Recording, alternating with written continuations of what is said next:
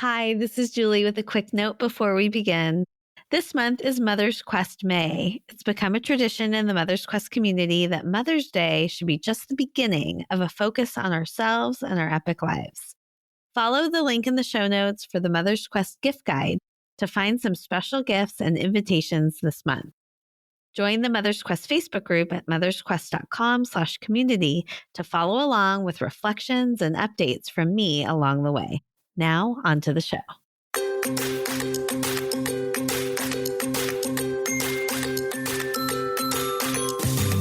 Hi, and welcome to Mother's Quest, a podcast for moms like me ready to live our own truly epic life.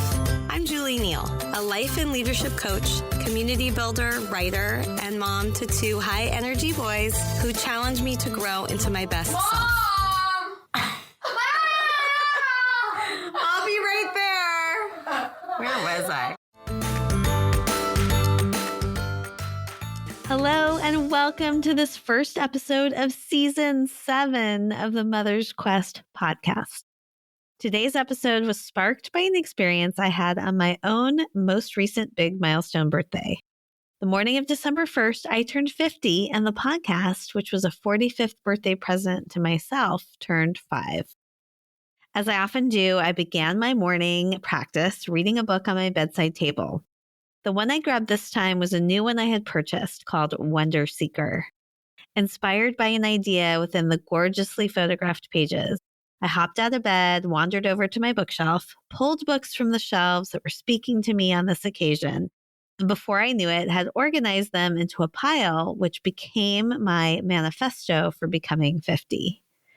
There was such spontaneity, joy, and ease in this creative endeavor, qualities that emanate from the book Wonder Seeker, and qualities I had long admired in Wonder Seeker's author, Andrea Scher. So when it came time to launch the new season and invite a guest to anchor our month-long Mother's Quest May invitation to reclaim our epic lives, I knew just who to ask. What a delight it was when Andrea Scher said yes. Before I share more about Andrea and some of my favorite takeaways from this conversation, I want to introduce another person I've long admired who's been a tremendous support since even before the creation of Mother's Quest. Self-care and leadership coach and host of a new podcast you should definitely check out called The Path Home, Jamie Greenwood. Hi, I'm Jamie Greenwood, and I'm honored to offer a 2-part dedication for this episode of the Mother's Quest podcast. The first dedication is to Andrea Scher. I've known Andrea for many years now, and she is one of the primary people who inspires me to seek wonder and joy and awe in my life. Every time I'm around her, I just feel like I am next to a little wonder sprite who just sees the world with the most beautiful, glorious eyes. Thank you, Andrea, for just being yourself and showing us what it looks like to bring more joy and wonder into our lives. The second part of my dedication is to all mothers everywhere who are living life every day with their children.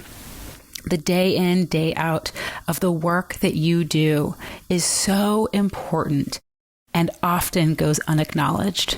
Thank you for all that you do for your children and what that means for our growing communities and the world. Thanks. Thank you, Jamie, for all you do to help mothers honor and care for ourselves, and for the thoughtful way that you described our guest Andrea in this beautiful dedication. In addition to being a wonder sprite, such a great way to describe her, Andrea is also an author, artist, and life coach whose work is driven by her belief in the transformative power of creativity for joy and well-being. For nearly 2 decades, through her award-winning blog, Superhero Journal, her Creative Superheroes podcast, and her best-selling e-courses, Andrea has thrilled others with their own power to find magic all around them.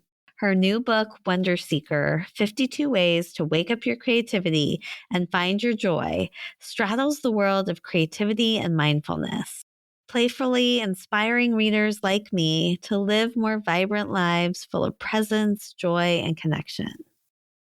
Like the book, I felt like this whole conversation straddled the world of creativity and mindfulness. Andrea shares with us where she developed her unique lens of looking at things through wonder goggles, as she calls them, about the big dreams she calls Mondo, Beyondo, how she loved herself and her children through her divorce, and where she's finding joy today. Talking with Andrea reminded me that our creative endeavors have ripple effects we may not even know, and that we don't need permission to pursue the things that we love. I hope you love this conversation as much as I did, and open yourself to seeking more wonder in your life. I also invite you to join me and Andrea in saying yes to our own Mondo Beyondo dreams, to our own creativity, and to creating our own manifestos by signing up for the Manifesto Challenge linked in the show notes, turning to Andrea's amazing book, Wonder Seeker, for ideas like the book spine poetry, and then joining me and Andrea on May 24th to celebrate what we're creating and manifesting together. I'm Julie Neal, and this is Mother's Quest. Andrea, welcome to the Mother's Quest podcast. I've been on a podcast pause for a while, and I'm really delighted that you're the first one to bring me back to the microphone for this conversation today. Oh, thank you so much for having me. I'm delighted as well. I always like to share just a little bit of backstory because my guests come to the podcast always in unique ways. I cannot remember when I first learned about you, but it's been years now. I think that I discovered you at the very beginning of my Mother's Quest podcasting and entrepreneurial journey. And I know that I signed up for a New Year's workshop that you had. I want to say it was 2016 or 2017, and loved being a part of that experience. And one of the things at the time that you shared with all of us there and invited us to dream about was a dream for us that you call Mondo Beyondo. That's right. And I feel like at Mother's Quest, I talk a lot about living our epic lives. And I think that our Mondo Beyondo and our epic lives are very, very similar in describing the same things, where we reach for the things that matter most to us. And it's not about, how someone else defines epic or Mondo Beyondo, but what is in our hearts and what is calling to us. That's right. Let's take a moment there just to hear a little bit about how did that term come to you? I love Yiddish words are so evocative where the word sounds like the thing. And to me, Mondo Beyondo almost doesn't even need explanation, but I'm so curious how it came to you. Oh, I love that. I've never thought about it as being onomatopoeic, but it is that way. So I was a big list maker in my 20s in particular, because I was taking a lot of public transportation. And that's kind of when I would make these lists. And I was also playing with law of attraction a lot and manifesting. And I had a lot of magic happening at that time of my life, a lot of synchronicity, a lot of serendipity. And I realized at one point that I was only dreaming to a certain level. I was only dreaming into what I thought was practical, what I thought was possible. And I wasn't really letting myself go into the Mondo Beyondo. So in the world beyond that, which is the world of the miraculous, okay, well, wait, what if someone offered you a trip somewhere tropical for free for a week? Or what if you got to meet your favorite author? Or, those kinds of things, right? So I started calibrating my sense of what was possible by making these kind of outrageous lists. So it was okay, have Alice Waters come to my house to teach me how to cook. And I want to meet Bruce Springsteen or whatever. It was just literally whatever came to my mind. I would just write and write and write. And it was also a way into the subconscious. So your subconscious starts to speak to you and you're I didn't know I wanted to meet Bruce Springsteen, but cool. All right, I'm going to write that down. And then I started to notice that these weird, outrageous ideas that were coming in were starting to unfold in real life. And I share a few of those stories in my book, Wonder Seeker. one really fun one is about how I met Ben Harper 2 hours after I sort of declared to the universe that I wanted to meet him. I ended up getting on a random bus line that I had never taken before, and he was sitting next to me on the bus. So weird stuff like that. So anyway, that's a little bit about Mondo Beyondo and how I started teaching people this method, because it's very playful, which I love and really resonate with. And it's also, let's allow ourselves, it gets kind of vulnerable with allowing ourselves to dream into something bigger than we think we might get, more than we think we might get. Because, most of the things on your list are in the realm of the outrageous and they may not happen.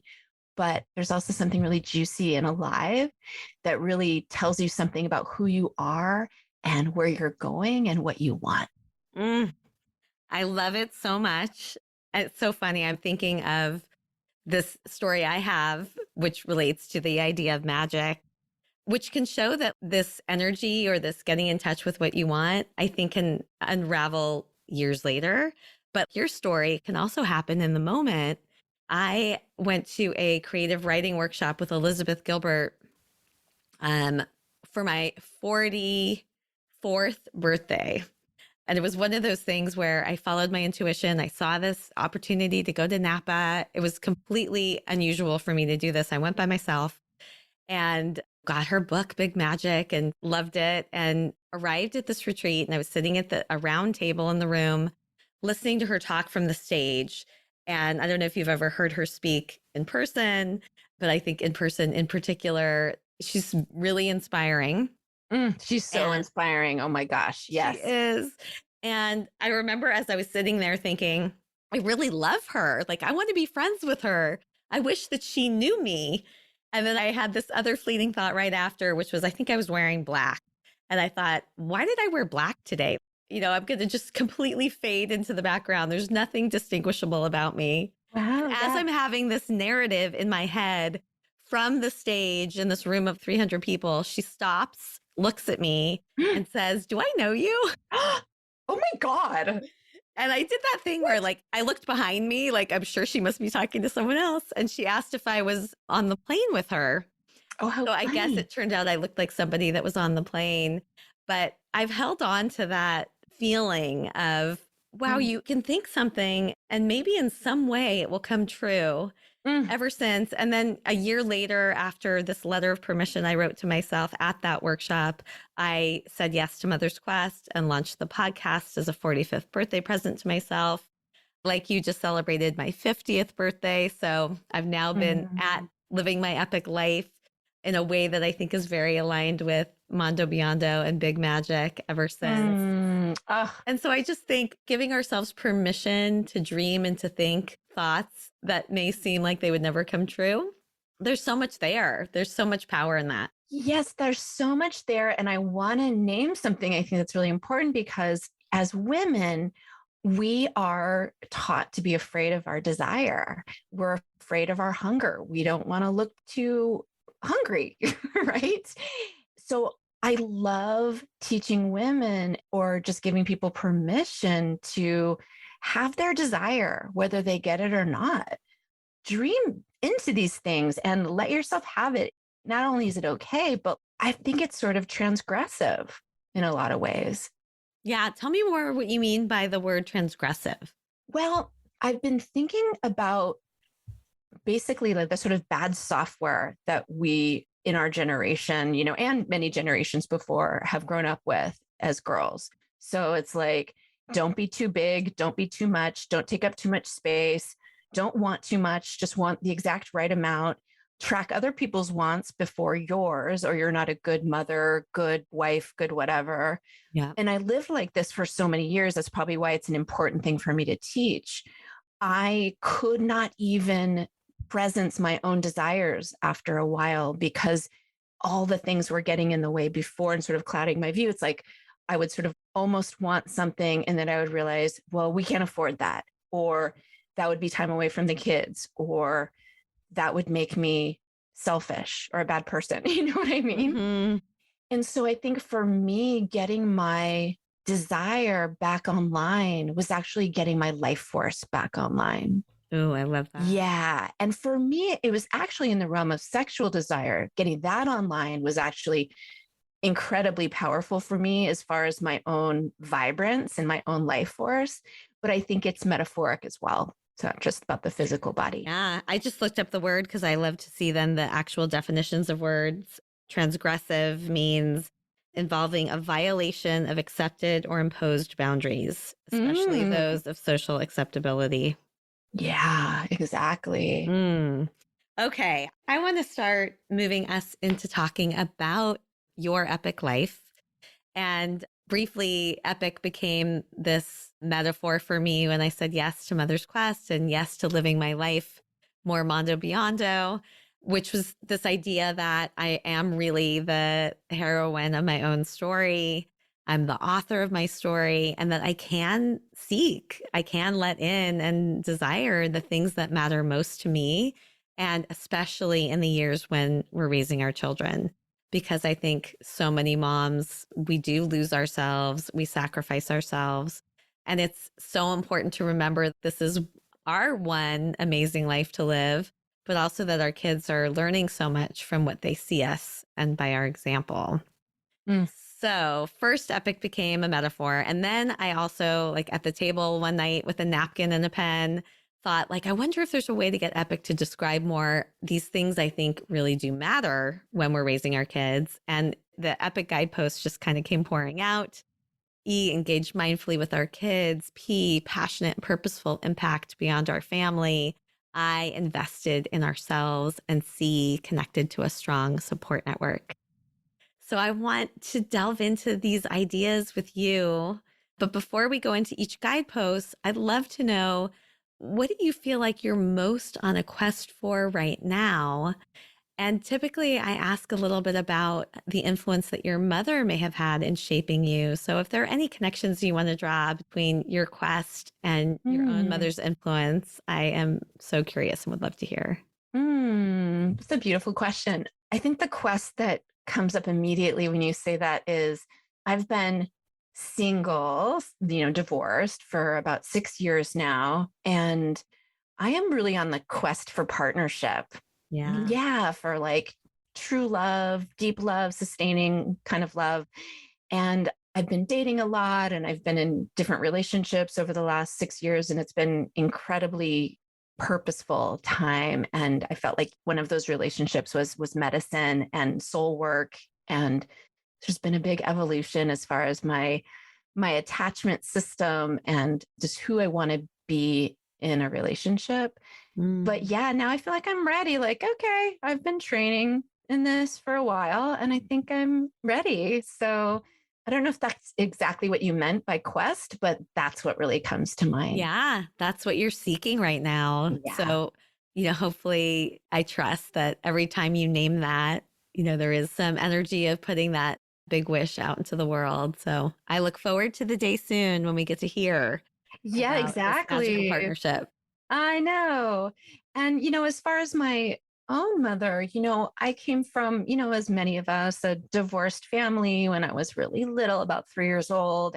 So, yeah, a really complex sort of family system. And yeah, and I think I kind of grew up very independent, very like, I don't want to have anything to do with all this stuff I see happening in this house and like Mm. all the drama with the very, ugly divorce.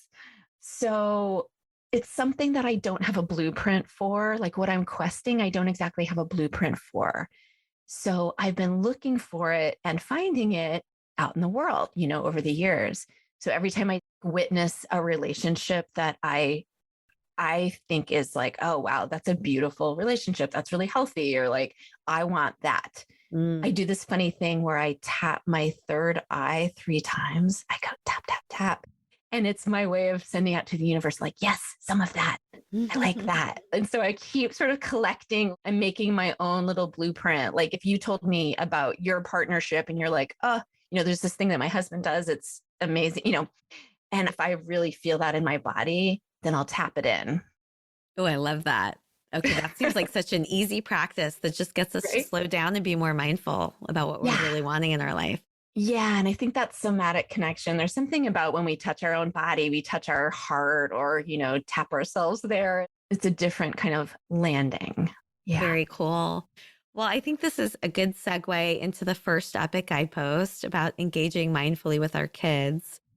I'm wondering, as you moved through the divorce, knowing that you had an experience as a child that didn't feel so good, how did you approach engaging mindfully with your own children through that process? Wow. Well, it was really hard to say the least. It was a really brutal first couple of years.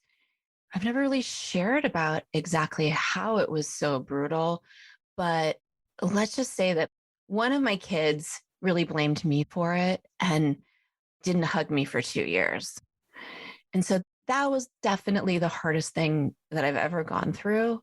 And we've done a lot of healing since then, and we're in a really good place. But that kind of stuff happens sometimes. I've noticed that not a lot of people talk about it. But as far as engaging with my kids, I've really been willing to let them have their feelings, even those feelings that I was just describing, and just kind of, yes, and I'm not going anywhere. Yes, you feel all of those things. I cannot fix them right now, and I'm not going anywhere. Right. So just standing in that, it was like my spiritual practice, right? Not to flee, not to attack back, not to get defensive, not to start saying, well, if you really know what had happened, you would know, I just kind of had to hold that narrative in a way, even though it didn't feel accurate to me. And then something that I've always done with my kids is I love those little questions games, like those little decks of cards with questions. I've seen those, but I haven't done them with my own kids. Oh, yeah, they're great. I don't always know what the right question is to ask them that will actually elicit more response than like the grunt or the yes or no, right? So those are really great. So we have this tradition where not every night, but a lot of times when we eat together, we'll pull cards and we'll go around and answer questions, which is really sweet. I love that idea. So maybe when we're done recording, you could send me a few of your favorite decks and we can link to those in the show notes. Yeah. I know that so often when we have to show up for our kids in a certain way, it also transforms us. I talk about this a lot as this reciprocal relationship we are in with our kids, and that they also teach us.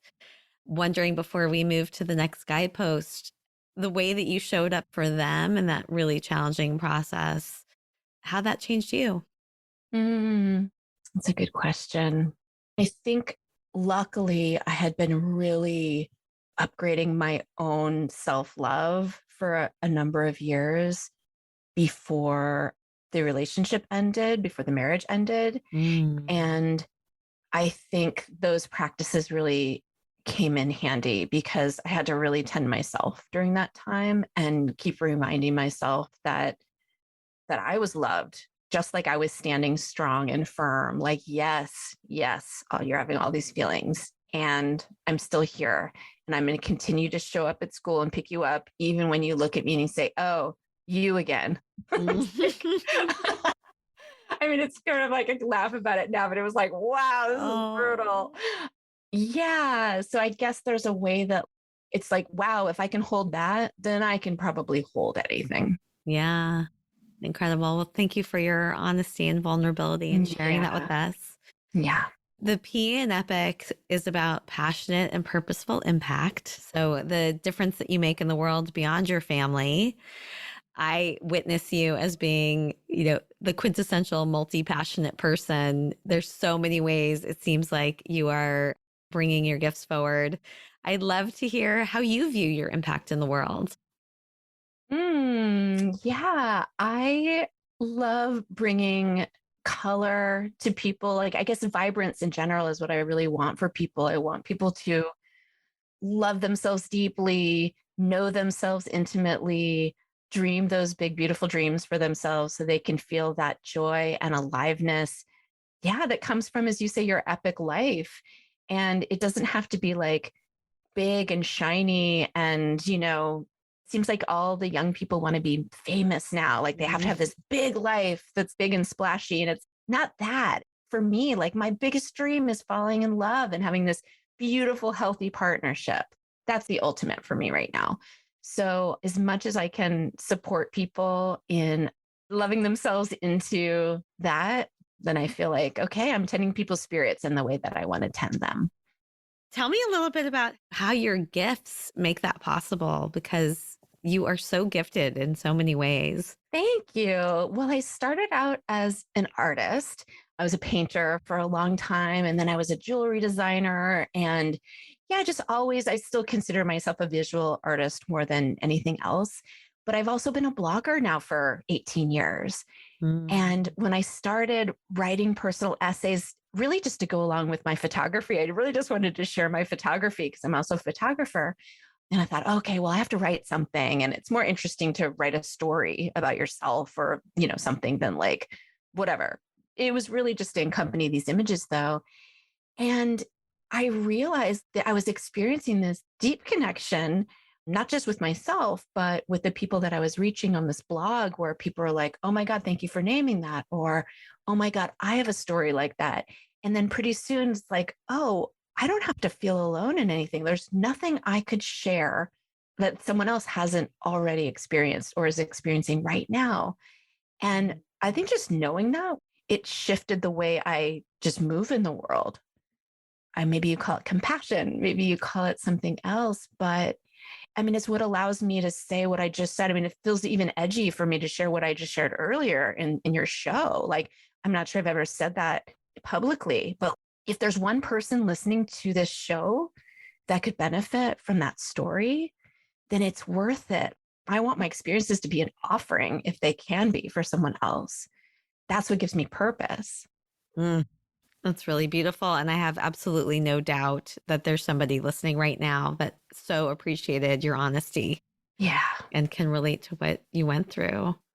Thank you. Also, I don't want to be like the Instagram fantasy that makes people feel ashamed that their life doesn't look perfect, right? Yeah, absolutely. We have so much of that. Yeah. When you share, it is interesting because I feel like the things that you share are beautiful.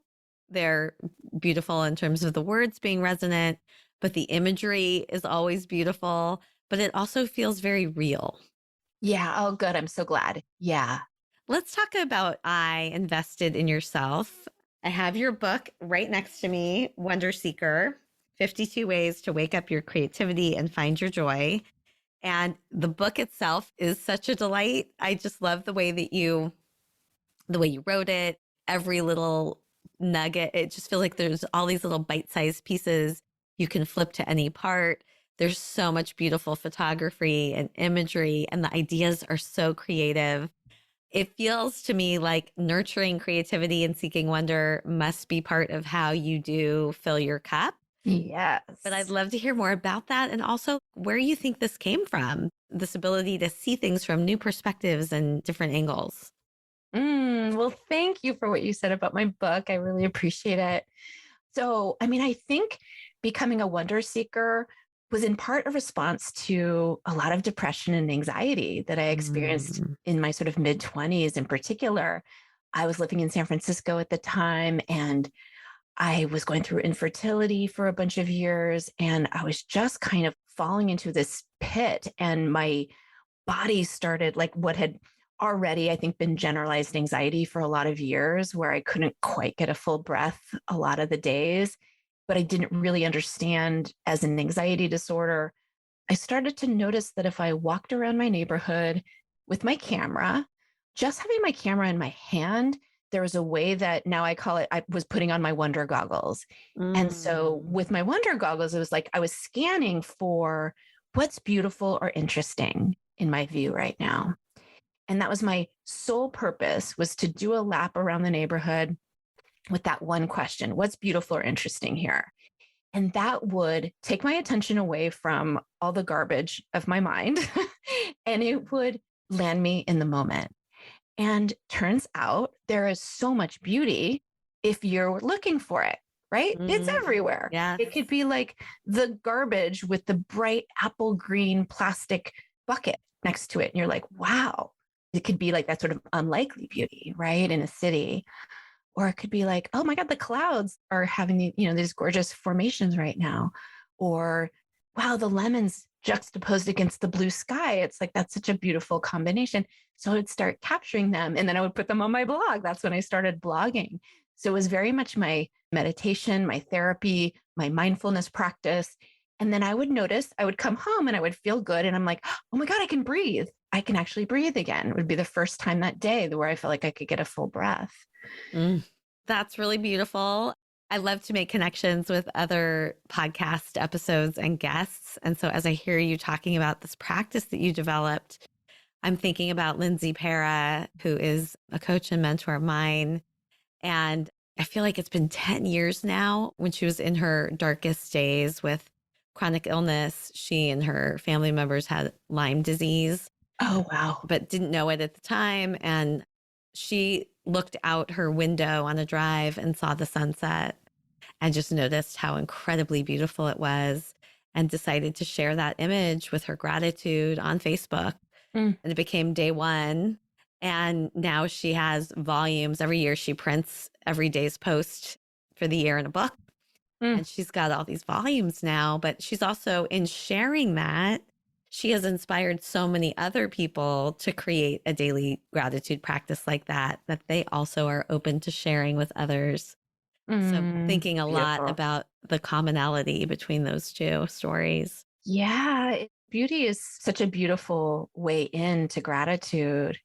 And sometimes when you're depressed and someone asks you what you're grateful for, or, oh, you should make a gratitude journal, you'll feel better. It's like, actually, I just felt ashamed because I have so much and I'm still this sad.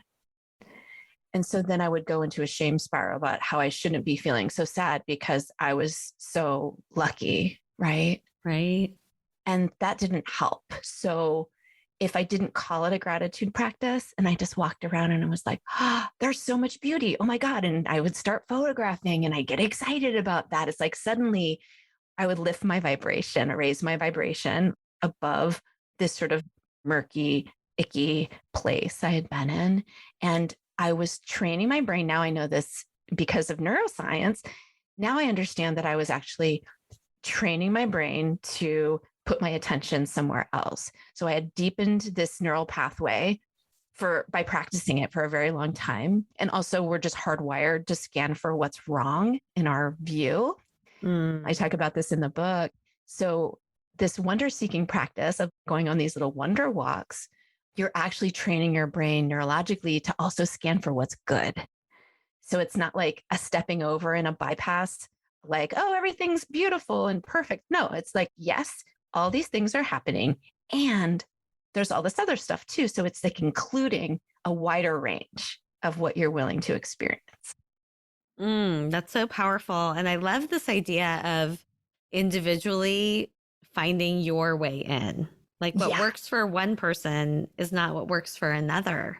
Right. But it's kind of tuning into yourself and figuring out, where do I notice that I can kind of shift my perspective in some way? There's some opening for me. That's right. Yeah. So amazing. And then before we move off of this, it sounds like being on these wonder seeking walks is something that you started doing and became a part of your life. How did your book come to be? Oh, so I've had a book dream, a Mondo Beyondo book dream for a very long time, probably 25 years. And I would put it on every single Mondo Beyondo list. And every once in a while, I would send out a book proposal and maybe it wouldn't get rejected. And then I would sort of be like, okay, I'm going to go away for another few years and recover from that one rejection. I wasn't particularly persistent. But yeah, I also believe in the idea of divine timing. So when I completed this proposal for Wonder Seeker and magically sort of just randomly sent it to a friend of mine because I wanted to show it to her because I thought it was pretty, because I had used Canva and I'd made it really visual and it actually looks exactly like the book looks in the end. They ended up taking all of my design assets and using those. Oh, that's incredible. Yeah. So I was just really proud of this new proposal that I had done that wasn't just the normal Google Doc like people had told me, but I actually made it mine. I was like, God, I'm going to make it look like how I want the book to feel. Like I need to show them what this book is. It's hard to explain, in just words. Right. And then my friend was so excited about it that she was like, I know a literary agent who needs to see this. And so she just sent it over. And this woman called me within a couple of days. I think she responded within 45 minutes, actually. And I was like, oh my God, really? Is this happening? And then within a few months, we had sort of catered the proposal a little more toward publishers and what they want to see.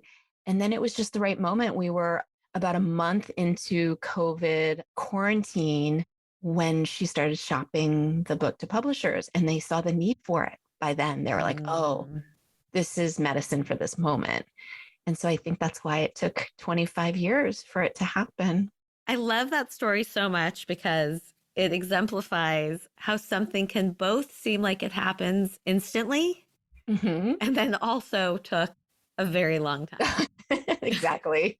I know people are like, how long did it take you to write the book? I'm like, do you mean the 4 months between when I got the contract and when I turned it in, or the 25 years? And which one? Yeah. Such an amazing example of that. Well, we have arrived at the last guidepost, C, which is about connecting to a strong support network so you realize you're not alone. This can include relationships with partners or your friends or your colleagues. What are the ways that you have learned to forge deep connections? Love this question. Yeah. So, oh my gosh, especially back in the day when the internet was a quieter place, there were so many of us in this creative personal growth space, and we were blogging and we were all finding each other. And that was really beautiful. In fact, there was a group of us that we called ourselves Love Bomb. And every summer we would meet on the Oregon coast and rent out a beach house, and we would all spend time together. And it was really a time to lift each other up, to celebrate each other and the work that we were doing. And yeah, it was quite Brene Brown was part of our group for some of those years. I'm so glad you mentioned that because I couldn't help but notice that Brene Brown gave a quote on the cover of your book. And I was wondering what your Brene Brown connection was. That's right. So yes, so she was part of our Love Bomb group on the Oregon coast for a bunch of years. And so having spirited, like-minded people who understand the work that we're doing is really powerful because, I've got lots of amazing friends, but they don't necessarily do the work that I do. That's really powerful. And then I just have to add that the most recent place where I feel such a strong, lovely support network is right in my neighborhood. There is a dog park right up the street. And every evening, even though I don't have a dog, I love dogs and they are like medicine to me. And so I hang out with my neighbors every single night. We walk this lap around the dog park, like over and over. The dogs play and that the dogs all know me. I have relationships with all these dogs, and then I have relationships with all these neighbors. And it is a motley crew up there. And it is so wonderful. And I feel so held in a community. And I don't think that would have happened except for COVID. Like this is all a COVID thing. Yeah. Oh, wow. So I have a dog I love, Luna. She's a Bernedoodle. And we have this beautiful park in walking distance from our house. It's called the Hidden Park. It's at the end of these cul-de-sacs. And it is such a delightful place to be. And it really did get me through some of the toughest days of COVID. So I get what you're saying. But what I love about what you did is that you didn't have the dog. That doesn't stop you from dipping into the joyful experience of being at the dog park. I know a good thing when I see it. I'm like, oh yeah, this is the place to be at the magic hour with all these dogs running around and they're so happy and all these sweet neighbors. And oh yeah, it's the best. There's one lady, she bakes something and she always brings her baked goods every week. It's like, it's a thing. It's so great. And, of course, everything comes full circle. So I mentioned it was this letter of permission I wrote to myself that at the Big Magic workshop that enabled me to say, I'm going to be a podcaster, like from out of nowhere. I had no experience doing anything like that, but it was something I always dreamed of doing. And I also, for the longest time, and I'm sure in my journal from our Mondo, Beyondo New Year's workshop, had becoming a published author. And in 2020, my teenager challenged me to write a book because he got tired of hearing me say I wanted to be an author. And he's like, you do it in 2020. And so I said, okay. And then I found the Tiny Book course, which you might know, Alexandra Franzen and Lindsay Smith. And that was my answer. I just knew in an instant, that's my path, like to do something that could be small and doable and fun and easy. and invited other Mother's Quest members to join me. So there was a cohort of 5 who all published their books too at the same time. Oh, that's incredible. And my big learning from that, again, was this reminder that we don't have to wait for somebody else to give us permission.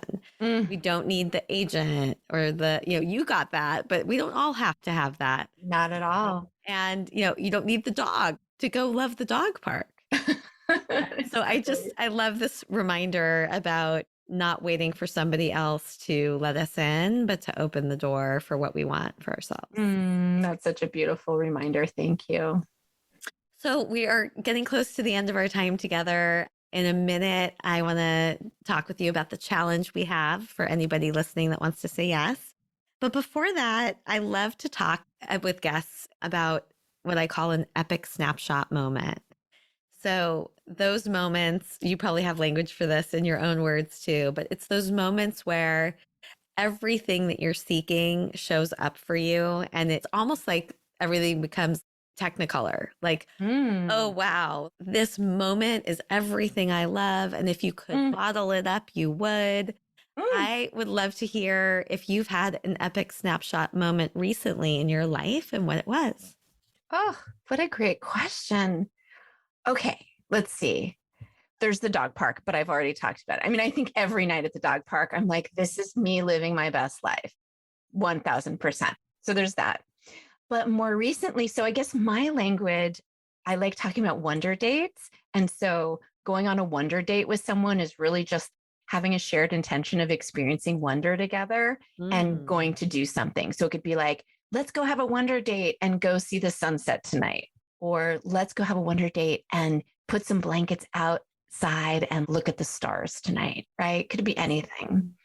So my most recent wonder date is a friend of mine had her birthday party out on this bay called Tamales Bay here in Marin County. And there's bioluminescent algae out there.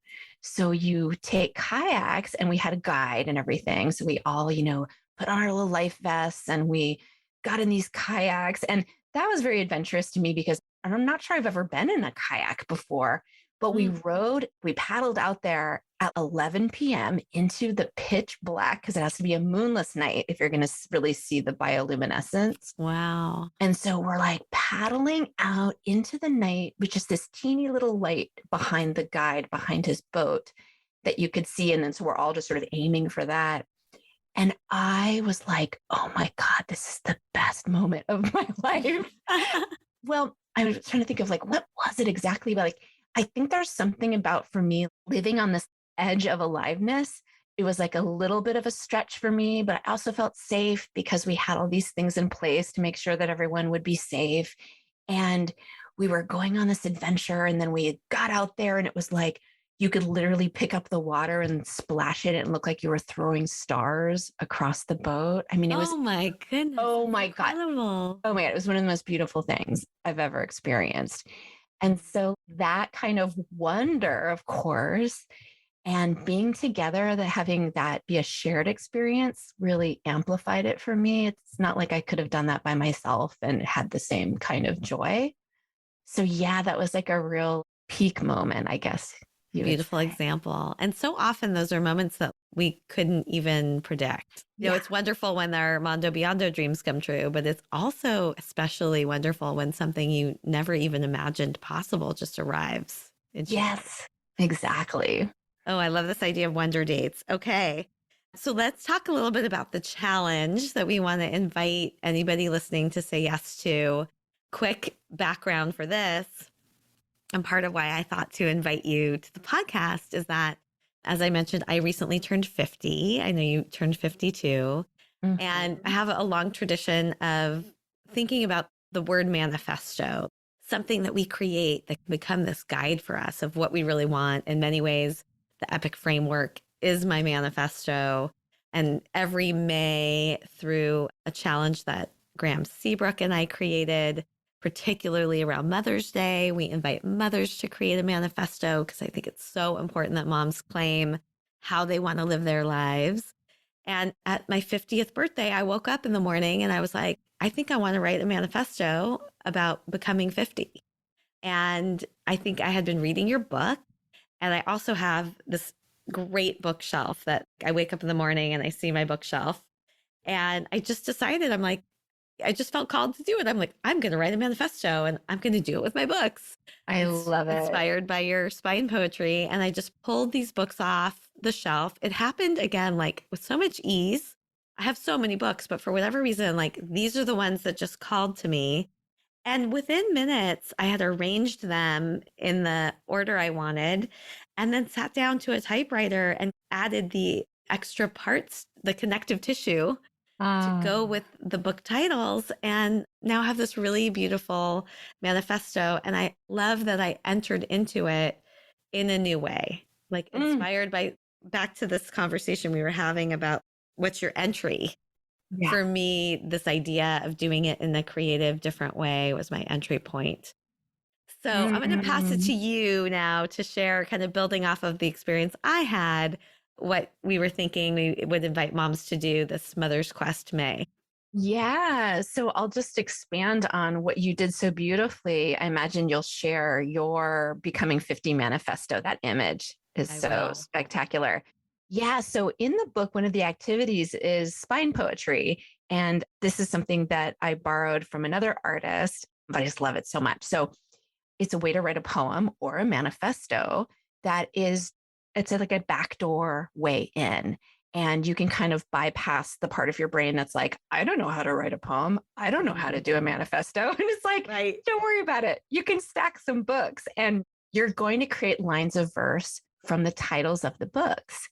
So I encourage you to either go to your bookshelf, which is hopefully arranged by color, because that's another one of the activities in the book that I wrote.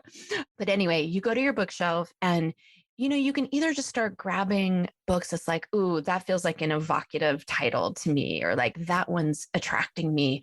Or you can create a constraint. Constraints are so important when we're doing creative work. And so there's already the constraint of, okay, what if I wrote a manifesto just using book titles as the lines of verse? So there's that. But there's also a constraint that you can use at the time. It's like, okay, in 10 minutes, I need to pick 10 books and then arrange them somehow into my manifesto. I would say just quick and dirty is, if you're feeling stuck, is a really playful, and it really works. It's my secret weapon, quick and dirty. Love it. I have a manifesto challenge process that is available to people through Member Vault.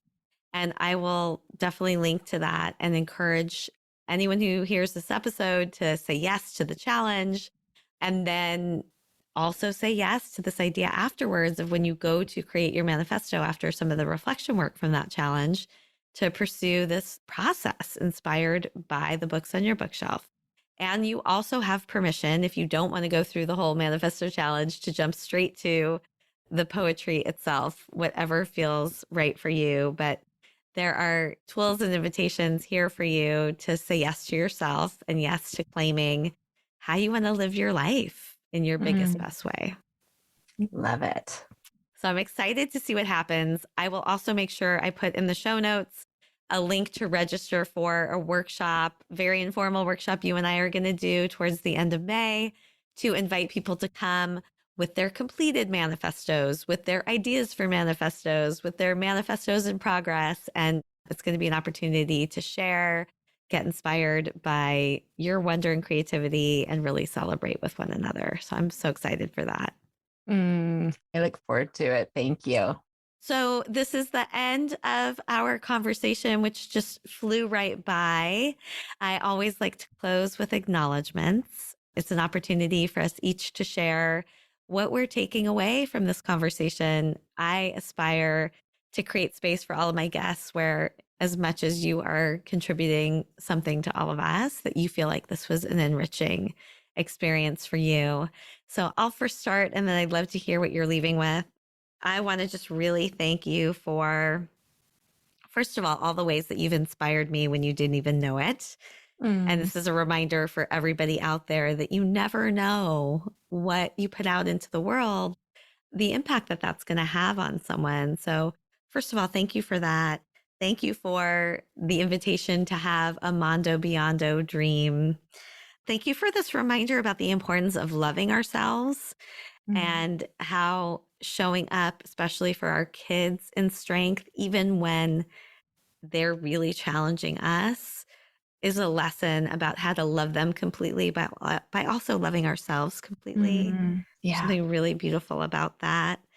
I love the invitation to find our ways in through wonder and curiosity and through avenues that feel good to us. And it doesn't necessarily have to be the path for somebody else. And then, as I said before, a reminder of the own lesson I learned about the importance of giving ourselves permission and opening our own doors. So thank you for all of that. Oh, yeah, I appreciate that. Thank you so much. And, I think what I am left with is this really beautiful reminder to be as mindful about my parenting and how I want to mother as I am about other things in my life. Like, I don't think it ever occurred to me that I would get really clear about who am I as a mother? Who do I want to be? And what's important to me? What do I value in that relationship? And, of course it matters to me, but I've never really sat down and thought, oh, like, what's my Mondo Beyondo around this? What is my vision? What am I creating? And I just love that. That's so beautiful and powerful. So I'm going to take it on. Ooh, I'm excited. So maybe if you're open to saying yes, you can come at the end of May with wherever you are in your own process about clarifying and creating that. Does that sound? I love that. You can say yes to? Yeah, absolutely. Great. Oh, good. I'm so looking forward to hearing what comes up for you and what you create through that process. Beautiful. Well, Andrea, I know you are headed to one of my most favorite places in the world, San Miguel de Allende. It has good energy for me. My husband and I celebrated our 20th anniversary there. So maybe a little bit of our longstanding marriage and partnership will rub off on you while you're there. Oh, I love it. And I look forward to hearing all about it and seeing where you find wonder through that whole experience. Thank you, Julie. Take care, safe travels, and I'll see you soon. All right.